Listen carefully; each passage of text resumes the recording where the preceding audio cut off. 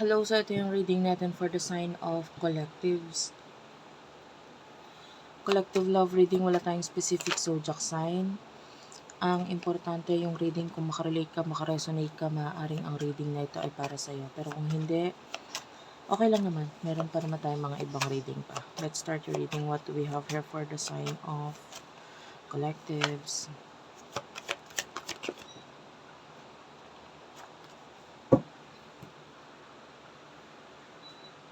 So you do have here the Judgment, tsaka Page of Swords, the Two of Swords. Okay. A lot of you is nakikita natin nagkakaroon na ng awakening, or yung iba awakened na, no, spiritually with the Page of Swords.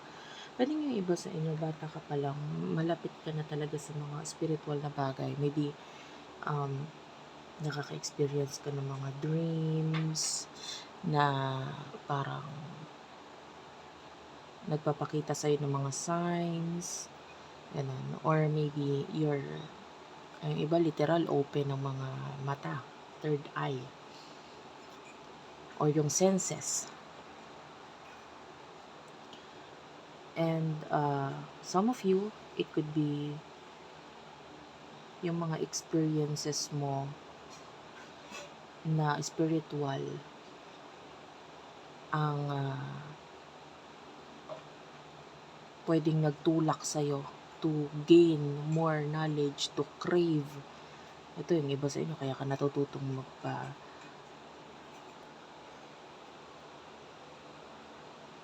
punta sa YouTube para manood ng mga ganito, no?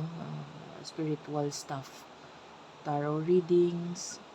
And ito of sorts, nakikita natin na ngayon nagkakaroon ka ng mga pagdadalawang isip. Maybe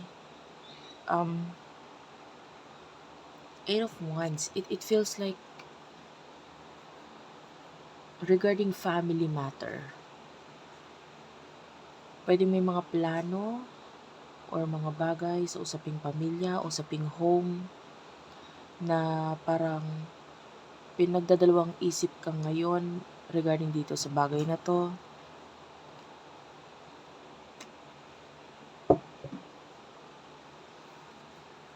So anyway, pagdating sa person na kakonect mo, sino to?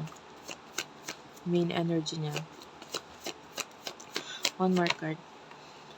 Pagpasensya mo na yung card na gamit ko, medyo luma na siya. So, please bear with me kung medyo maano siya, mahirap i-shuffle.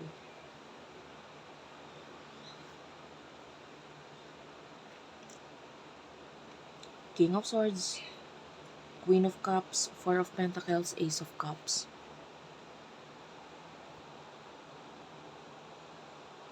Very stressed itong person na to ngayon. I felt a lot of love dito sa person na to. Siya yung tipo ng tao na parang ipaparamdam niya sa'yo yung love na yon through gift or material things. So, pwedeng hindi siya ganun ka-communicative or magaling makipag-communicate or magsabi ng emotions niya.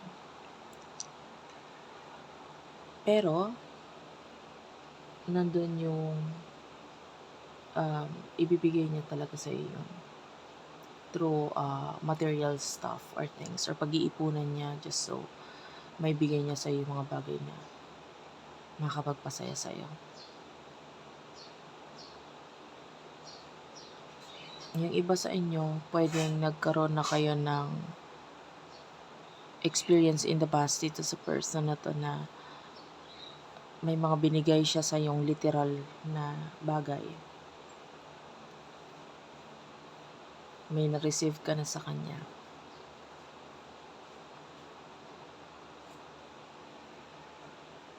So sabi ko nga, hindi siya okay ngayon. Nine of Swords.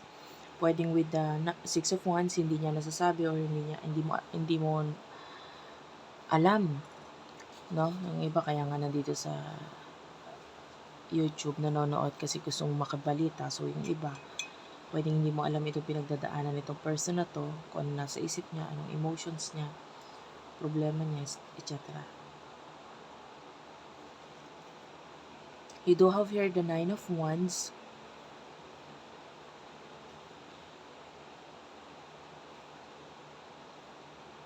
There's these challenges sa kanya ngayon na lumalaki. Parang continuous na grow problema.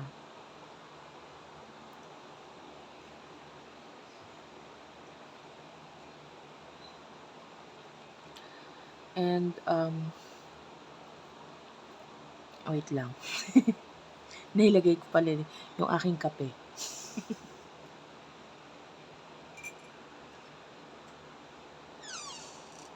Wait lang guys, bigyan mo ako ng konting time. Ayan.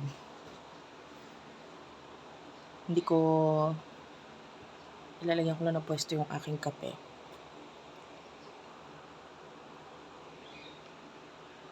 So anyway, punta tayo doon sa emotions ng person na ito. Spirit guides, angel guides, please tell me for the sign of collectives.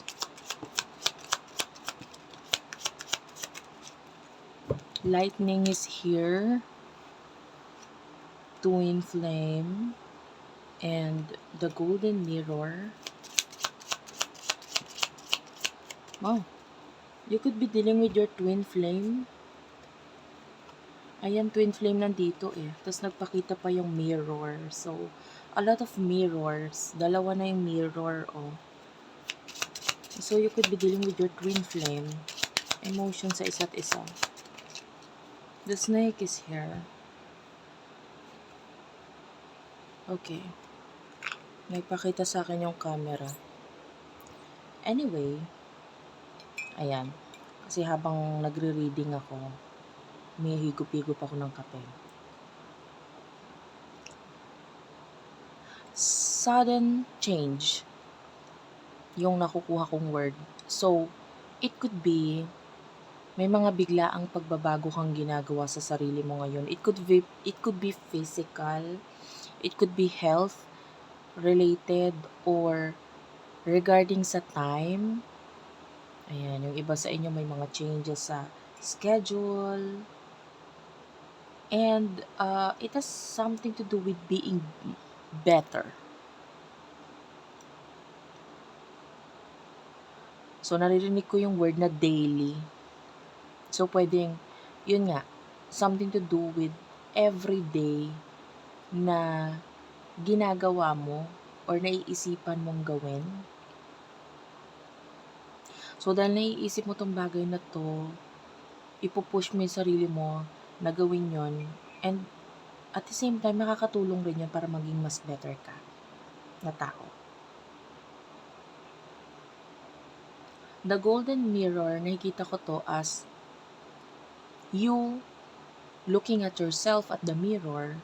So, ibig sabihin, nagpo-focus ka sa sarili mo. More on self-love. Alam mo yun. Especially with the judgment. Ito kasi awakening, o sabi ko nga yung iba awakened na eh. Simula pa lang ng reading, di ba? Especially pagdating sa usaping spiritual or soul purpose, etc. So, pwedeng ikaw, nagfo-focus ka ngayon sa sarili mo kasi you know na itong connection ninyo, especially with the twin flame, is mas magiging mas okay siya kung magfo-focus ka sa sarili mo.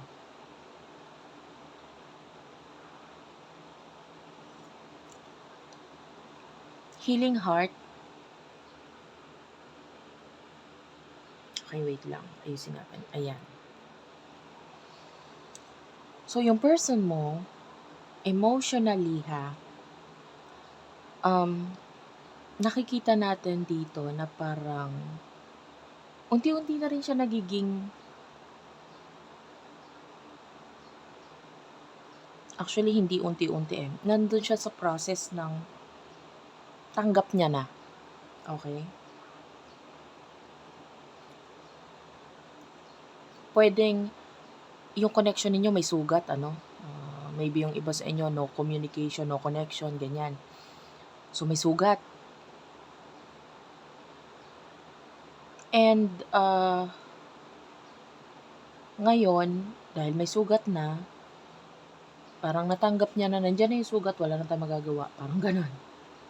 And then tinatry niya yung best niya na mag-heal dun sa sugat na yon. Kasi yung energy mo parang kumbaga sa sugat, ikaw yung naka-recover na. Okay? Nagiget mo ba? Kasi as much as possible, ina-explain ko ng maayos.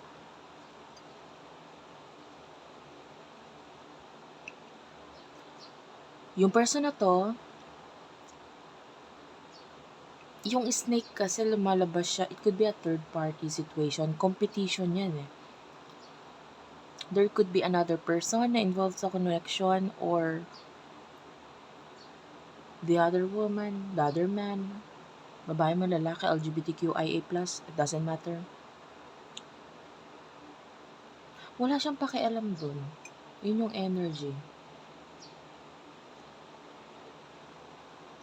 May mga times nga na hindi na niya yun pinapansin eh.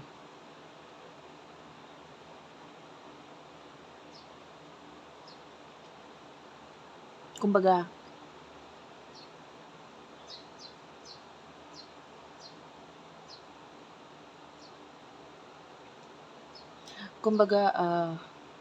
hindi pinapansin na sinasadya at hindi napapansin talaga na literal. For example, the other person is talking, tapos siya browsing the phone. Hindi niya namamalayan, nagsasalita pala, may sinasabi pala. So may ganun. Hindi niya napapansin at may times na literal sinasadyang hindi niya pansinin. Okay? So that's the energy.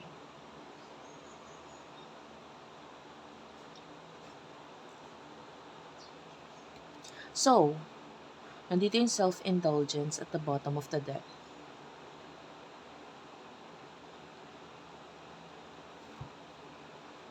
The more you are focusing sa iyong sarili, etong person na to, lalo siya nasasaktan. Kasi nandun yung nafe-feel niya, maybe in the past, okay? Ganito kasi yun eh. Lalo na yung mga twin flame connection dyan. Kasi twin flame connection yung nararamdaman ko dito. In the past, kahit hindi kayo connected or wala kayong communication, yung pinag-usapan natin dito, or ini-explain ko, is spiritual connection, yung soul connection ninyo.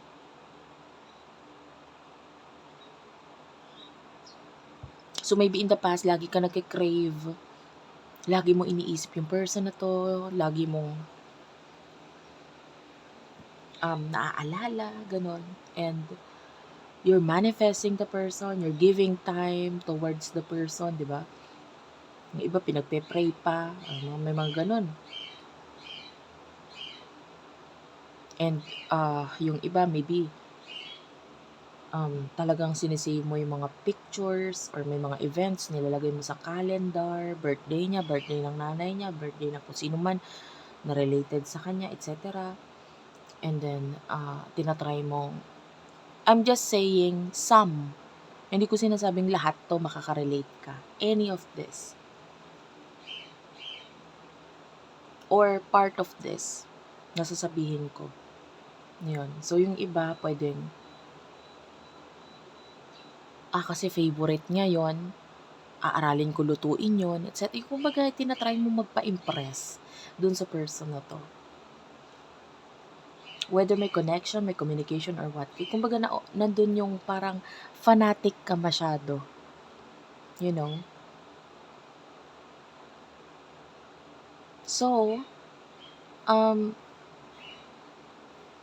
ngayon, medyo hindi na ganun yung energy mo. Mas nakikita natin, nagpo-focus ka na sa sarili mo. Nandun pa rin yung love, hindi naman nawawala.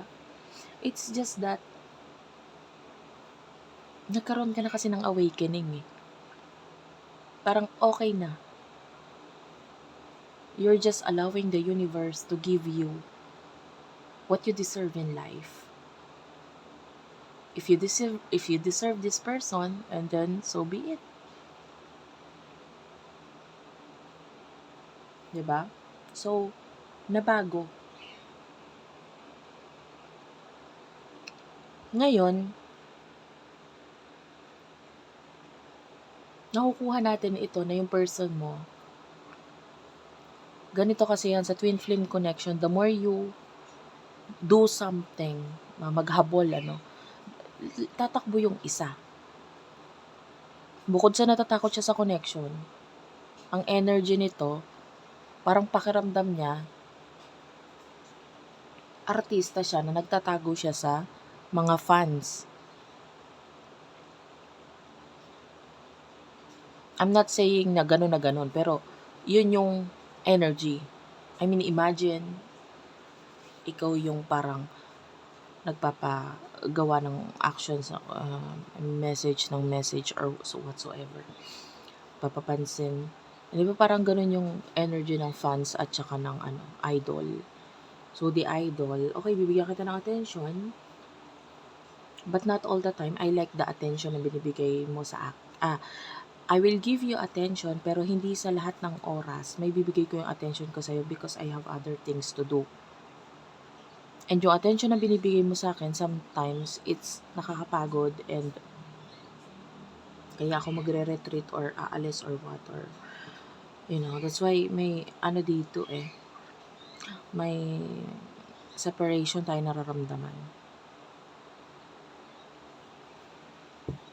Tell me about the future, near future of this reading. You do have a girl with a snake. What's with the girl with the snake?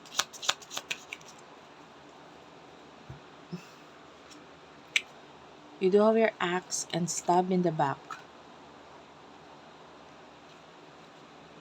Heart with a key. Passion and coffee cup. Yan, speaking of coffee, I'm drinking my coffee right now. Very unusual to na magkape ako, kaya pag pasensyahan niyo na or bigyan niyo na ako ng time. Madalang ako. Alam niyo yan, yung mga nakafollow na matagal sa akin. Madalang ako mag-inom ng coffee while reading. Diba? Nilalayo. Wait lang ha. Commercial lang to. Ayan. I feel at home talaga pagka yung mga nanonood sa akin matagal na nag-review kasi parang nararamdaman ko yung energy nyo na parang friends na tayo, ganon. And, mind you guys, wala talaga akong halos kaibigan. Diba, na-share ko na.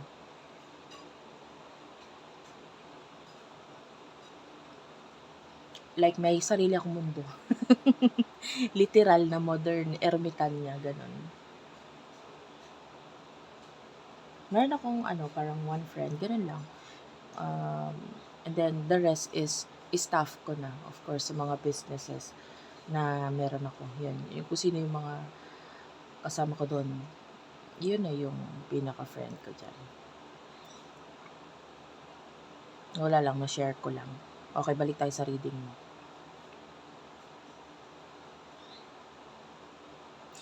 So, with axe and heart with the key,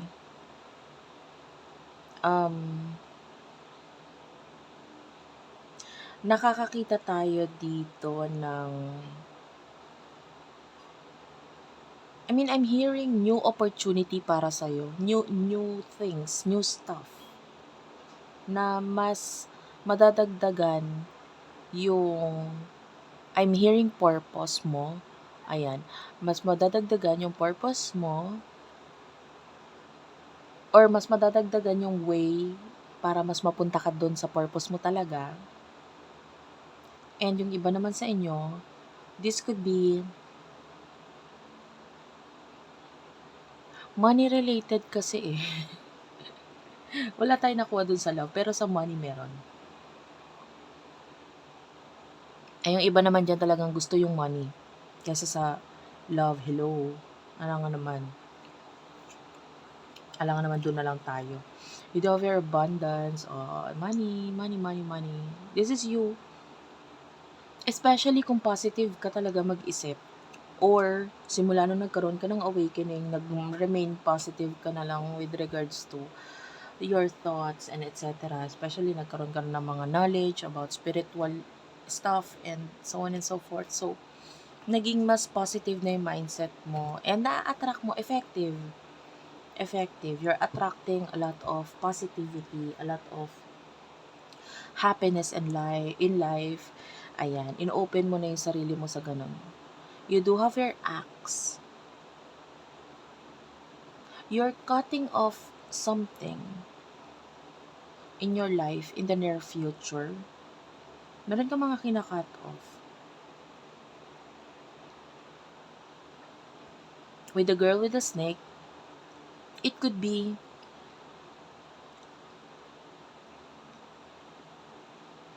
behavior. Kasi yung iba, yung kina-cut off mo sa sarili mo. Or, sabi ko nga kanina, simula pa lang ng reading, changing schedule or what. So, maybe you feel like this is unhealthy, this is toxic. Yung iba, pagtanggal ng mga bagay na hindi nakakatulong sa'yo sa health mo or sa schedule mo or sa mga plano mo in the future. Like, you're cutting this off because this is no longer healthy for you.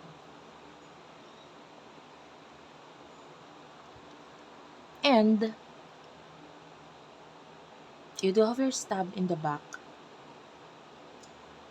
May tutulong sa'yo na matapos itong bagay na ito kasi hindi na nga healthy eh.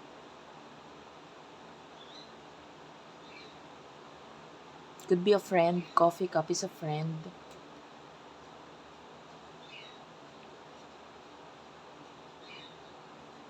Meron tayo dito nakikitang passion. So, what's with the passion? Camera. Healthy choices. Sabi ko diba? Healthy choice or something to do with health. There's someone in the past na nakikita natin makikipag-usap sa'yo. This person is definitely in pain or hindi siya okay. Nasaktan siya. So, kakausapin ka niya and you are open doon sa conversation. I can see openness sa conversation. You're taking your time, hindi ka nagmamadali, sinasabi mo yung mga tingin mong dapat mo talagang sabihin. I like the conversation na nangyayari sa inyong dalawa.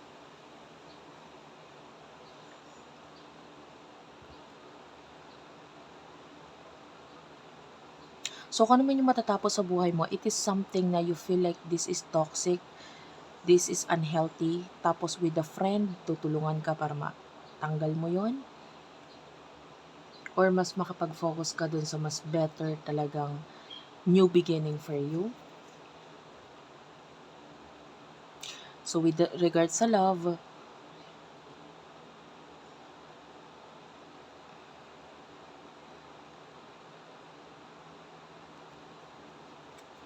may nakukuha tayong hindi lahat kasi meron tayong nakukuhang may message dun sa love nga na may kinalaman sa past. Tell me about this. Yeah, this could be a soulmate. Soulmate is here. Wedding rings. It's like an everlasting promise. So, yung iba, there's someone in the past, pabalik siya, pwedeng siya yung sinasabi nating friend dito, na with love, with a lot of emotions. And, you would know na kung ikaw tong mirror-reading natin na may past person na pabalik if, alam mo naman yung past mo, diba? Minsan na siyang nag-promise sa'yo. And pwedeng yung promise na yun is hindi natupad. And, like this past person is coming back para tuparin yun. Okay? It could be anything. Could be promise, hindi kita iiwan, or promise, pag may taong nagtangkang maglayo sa akin sa'yo, iiwan ko yon, or yung mga ganong promises. And then, pwedeng this person once broke this promise and hindi na niya nagampanan yung promise, alam niya yun sa sarili niya, and this person is guilty. Yung iba, simple promises lang. Promise, pupunta ako, yung mga ganun. Basta some kind of promise na hindi niya na-keep, or pwedeng na-break niya, or hindi niya nagawa. And then, this person is coming back. Kasi naging iba yung effect mo sa kanya eh. And, yeah.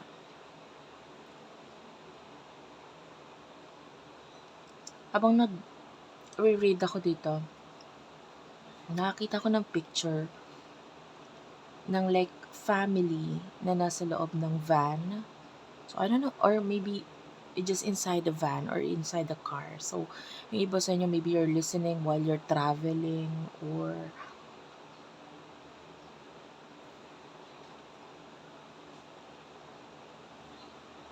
maybe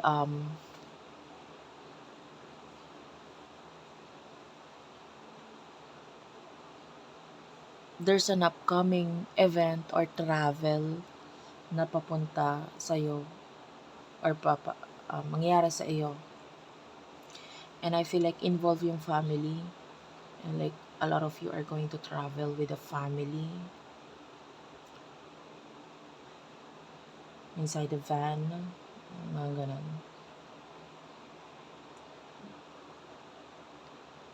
Anyway, thank you very much for watching. Gusto ko yung energy mo ngayon. Mapapansin nyo ng mga mga naka-follow na sa akin. I don't read usually like this, no? Iba yung pag-deliver ko ng message ngayon. And it is because of the energy din ng... I mean, imagine yourself. Siyempre ikaw, iba yung tono mo. Iba yung way mo ng pag-deliver or pakikipag-usap sa conforme sa kung sino yung kausap mo. 'Di ba? And of course, pag nakukuha ko yung energy ninyo, nagiging ganun. So, there are times na masaya yung reading kasi yung kausap ko or yung energy ng kausap ko is parang friendly vibe, ganun. This one is a little bit mature.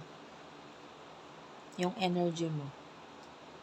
So, sabi ko nga, pwede naging spiritually awaken ka na, mature ka na. So, yeah.